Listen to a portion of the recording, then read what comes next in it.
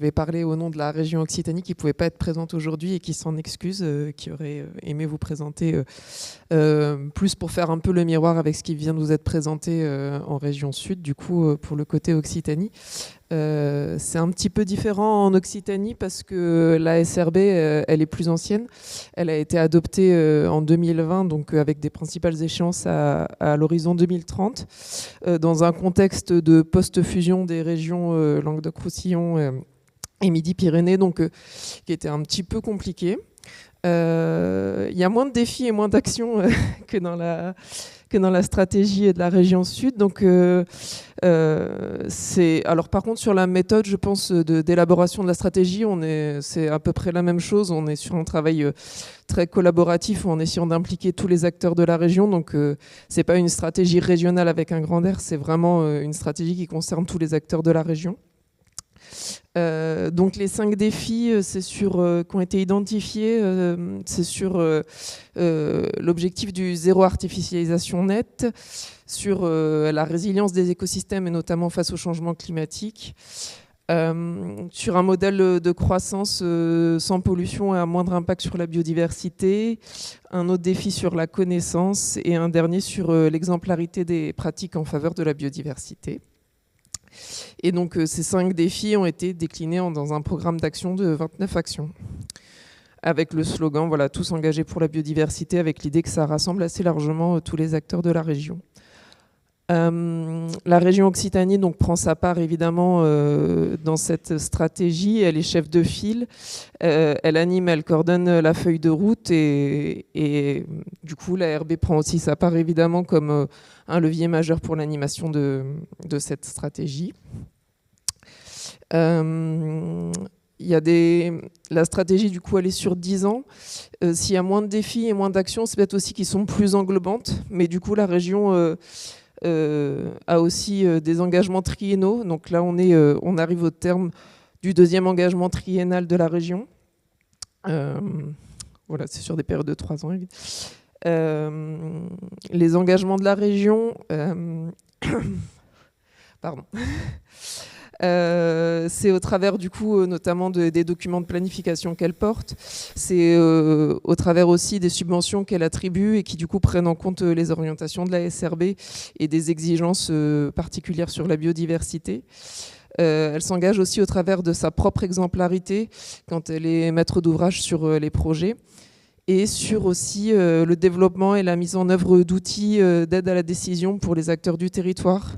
Des outils comme Bio-Occitanie notamment, ou le projet qu'il y a d'un outil sur le territoire qui va s'appeler Gaia Predict pour identifier les zones particulièrement sensibles en région Occitanie pour la biodiversité.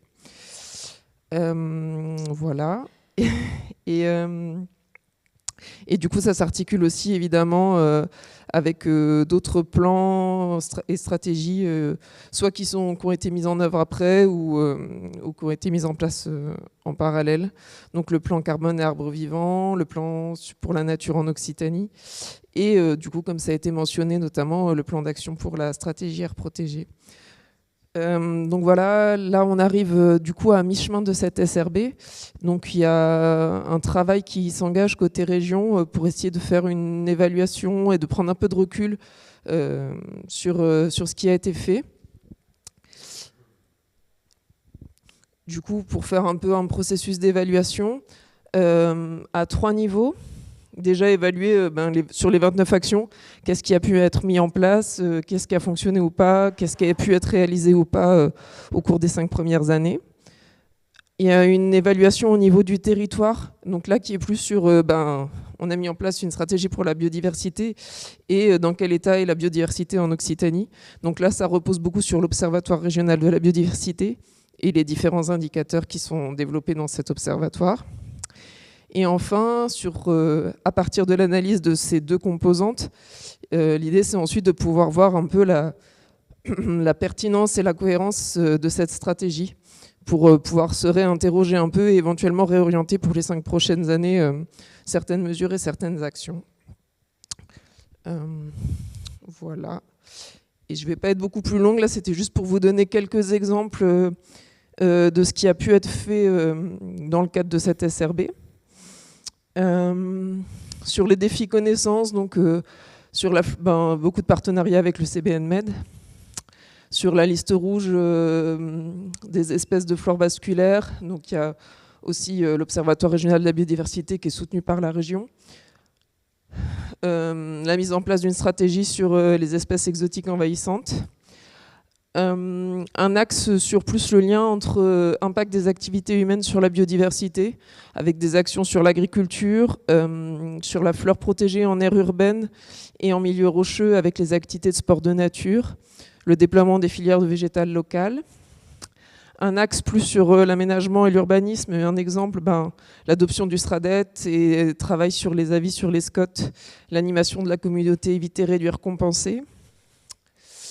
Et ce que je vous disais, des outils qui sont développés ou en cours de développement, donc BioOccitanie qui est déjà opérationnel et Gaia Predict qui est en cours de développement. Et pour terminer, du coup, le sujet que je maîtrise un petit peu plus, moi, sur les aires protégées, donc le portage du plan d'action pour les aires protégées avec l'ADREAL. Et ensuite, des créations de réserves donc, naturelles régionales, une politique sur les RNR qui est adaptée aussi. Et beaucoup de travail aussi au sein des aires protégées sur l'intégration du changement climatique, donc un enjeu majeur, et du coup le développement de la méthodologie Life Nature Adapt donc, pour les réserves d'Occitanie. Voilà, et moi j'en ai fini. Du coup j'imagine que les questions c'est pareil, ce sera plutôt après. Merci beaucoup Sophie.